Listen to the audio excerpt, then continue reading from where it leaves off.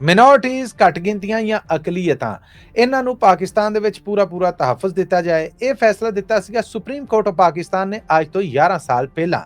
ਔਰ ਇਹ ਹੁਕਮ ਉਦੋਂ ਸਾਹਮਣੇ ਆਇਆ ਜਦੋਂ ਸੁਪਰੀਮ ਕੋਰਟ ਨੇ ਇੱਕ ਚਰਚ ਦੇ ਉੱਤੇ ਹੋਣ ਵਾਲੇ ਹਮਲੇ ਤੋਂ ਬਾਅਦ ਸੋ ਮੋਟੋ ਐਕਸ਼ਨ ਲਿਆ।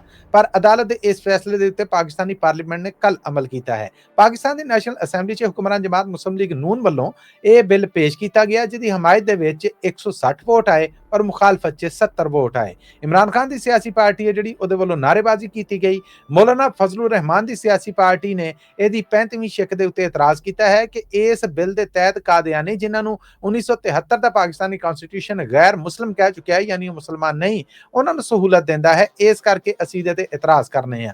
ਇਹਦੇ ਤੇ ਹਕੂਮਤੀ ਬੈਂਚਾਂ ਦੇ ਉੱਤੋਂ ਉਹਨਾਂ ਨੂੰ ਯਕੀਨ ਦਿਵਾਇਆ ਗਿਆ ਹੈ ਕਿ ਇਹਦੇ ਤੇ ਗੌਰ ਕੀਤਾ ਜਾਏਗਾ ਜਾਂ ਬਦਲਾਅ ਕੀਤਾ ਜਾਏਗਾ। ਮੌਲਾਨਾ ਫਜ਼ਲੁਰ ਰਹਿਮਾਨ ਦੀ ਸਿਆਸੀ ਪਾਰਟੀ ਨੇ ਇਸ ਬਾਰੇ ਬਾਕਾਇਦਾ ਨੈਸ਼ਨਲ ਅਸੈਂਬਲੀ ਦੇ ਵਿੱਚ ਇੱਕ ਬਿੱਲ ਹੈ ਜਿਹੜਾ, ਜਾਂ ਇੱਕ ਅਰਜ਼ੀ ਹੈ ਜਿਹੜੀ, ਉਹ ਦਾਇਰ ਕਰ ਦਿੱਤੀ ਹੈ ਕਿ ਇਸ 35ਵੀਂ ਸ਼ਿਕ ਨੂੰ ਮੁਕਾਇਆ ਜਾਏ। ਜਦ ਕਿ ਇਮਰਾਨ ਖਾਨ ਦੀ ਸਿਆਸੀ ਪਾਰਟੀ ਨੇ ਇਸ ਬਿੱਲ ਦਾ ਬਾਈਕਾਟ ਕਰਦਿਆਂ ਹੋਇਆਂ ਵਾਕਆਊਟ ਕਰ ਦਿੱਤਾ, ਜਦਕਿ ਕਾਨੂੰਨ ਦੇ ਫੈਡਰਲ ਮਿਨਿਸਟਰ ਦਾ ਆਖਣਾ ਸੀਗਾ ਕਿ ਇਹ ਬਿੱਲ ਇਮਰਾਨ ਖਾਨ ਜਾਂ ਕੈਦੀ ਨੰਬਰ 804 ਦੇ ਖਿਲਾਫ ਨਹੀਂ ਗਾ ਹੈ, ਇਹ ਅਕਲੀਅਤਾਂ ਦੇ ਹੱਕ ਦੇ ਵਾਸਤੇ ਹੈ, ਇਸ ਕਰਕੇ ਇਹਦੇ 'ਚ ਸਾਂਝ ਜ਼ਰੂਰ ਬਣਾਓ। ਏਮਲ ਵਲੀ ਹੋਣੇ ਨੇ ਜਿਹੜੇ ਕਿ ANP ਦੇ ਪ੍ਰਧਾਨ ਨੇ, ਉਹਨਾਂ ਨੇ ਵੀ ਇਸ ਬਿੱਲ ਨੂੰ ਪੇਸ਼ ਕੀਤੇ ਜਾਣ ਤੋਂ ਬਾਅਦ ਇਸ ਇਕੱਠ ਦਾ ਵਾਕਆਊਟ ਕਰਤਾ।